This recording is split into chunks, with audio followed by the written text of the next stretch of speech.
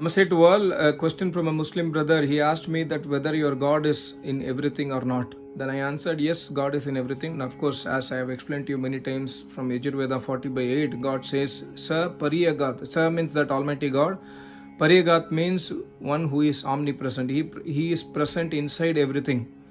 Then he said that does that mean that your God is inside the urine and stool also? The answer is yes. Of course, God is inside the urine and stools also. He is omnipresent. He is inside everything in this universe. Not only that, Purusha Sukta, first mantra, and Yajurveda 40/5 says that Tadantarasya Tadu Bahayatah. That means He is not only present inside the universe, there are places outside the universe which you may not know. Even there also God is omnipresent. So God is present everywhere. Is the philosophy of Vedas. I explained to him that God is everywhere. Then he said that you let that Almighty God forgive you. You are demeaning Almighty God like a human being, etc. See, first of all, you have to understand that God is one. God is not your God or my God. Always Almighty God is one. He is our God, first of all. And secondly, it is not that when God, I say that God is omnipresent, He is even present inside the stool and motions, urine, etc. That does not mean that we are demeaning Almighty God. The philosophy of Almighty God is very simple. One Muslim brother asked this question to my Acharya. My Acharya beautifully explained to him, see, the sun rays falls on the ditches and the dirt of the ditch cannot touch the sun rays. It cannot pollute the sun rays or the sunlight. So God is more minute than the sunlight. How can the dirt can touch the Almighty God? God says in Yajurveda that He is Shuddham Apapaviddham. He is ever pure. He is eternally pure. So the dirt of the stool or urine or motion does not even touch that Almighty God, because God is more minute than even the sunlight. God is minute than Prakriti also. That is why He is able to create this universe. Otherwise God cannot create the universe. If God is like example, he was telling, one of the Muslim brother was telling that your God is omnipresent, our God is in the heaven, etc. If God is in the heaven, then God cannot create the universe. God creates this universe because He is able to control the actions of Prakriti. By joining the minute atoms by His power, God is able to create the universe, and God is more minute than the atoms or the Paramanu, etc. So that is why the dirt of the urine or stool or motion or anything else cannot touch the Almighty God. God is not impacted by the dirt. He is ever pure. So this is the philosophy of Almighty God in Vedas basically. So my Acharya also wrote a very beautiful Ved mantra from Yajurveda, also from Rigveda 10th Mandal, 82nd Sukta 7th mantra. The mantra is Nattam Vidata Ya Ima Jajana Yud Yushmakam Antaram Babuha Niharena Pravrita Jalpaya Chashustrupa Uktashascharanti. See, God says in this mantra that na tam vidat, you do not know that Almighty God. Vidat means no. Na vidat means you do not know that Almighty God. That antaram babu is inside you. He is inside the human body. He is inside even your soul. But you do not know that Almighty God, because niharena pravirta. Niharena means like a fog. Pravirta means covered like a fog. What is covered in a fog? You are not able to see the Almighty God, just like when you walk in the fog or when you drive in the fog, you are unable to see who is coming in the opposite direction, etc. Because the fog has covered the road. You are unable to see anything.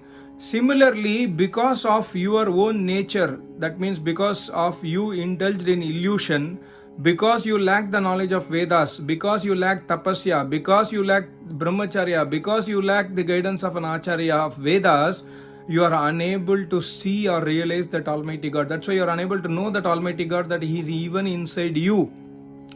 And then further God says that Jalpaya Asutripaha, you are just satisfied by your breathing system. And Jalpaya means you are involved in baseless discussions. You are not involved in tapasya.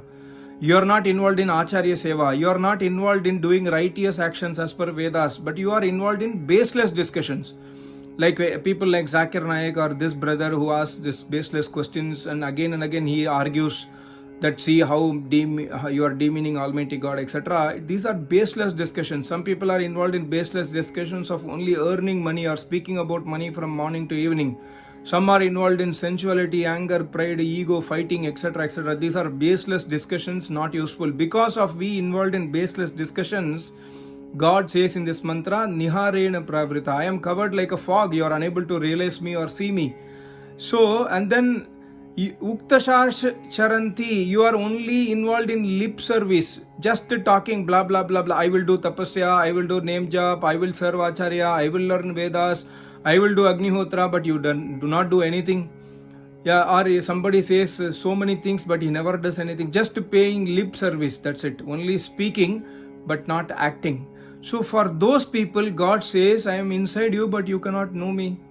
So this mantra, my Acharya also quotes that some sisters asked that in menstruation, can I do homa, can I do name jap, etc. My Acharya quotes this mantra. See, God is even inside even inside your human body, in stools, in urines, etc. So you are in menstruation does not mean that you have become impure. Yes, physically you have to stay away from like cooking, etc. You should relax, but you cannot stay away from Almighty God because God is inside you already. So do not discontinue your worship of Almighty God is what my Acharya always tells, and that is the real answer philosophically. Then the Muslim brother says, if you dare, you should ask questions to against your Vedas, but I know you will not ask against Vedas, etc. But God is very clearly, the fundamentals of Vedas are very clear. Do not believe in everything and anything, just question it again and again. In fact, Vedas are filled with question and answers. God himself asks questions and he himself answers in the next mantra, or he gives hints for the questions what he is asking so that we can understand. For example, God says, Kaha Asi, who are you? You think that you are body, or who are you? How the death happens? What is death? These kind of questions God asks in the Vedas for us to get educated or for us to search for the answers. And God says that you go and search for the answers, and if you are not getting answers, ask your Acharya for guidance. He will guide you to the right path.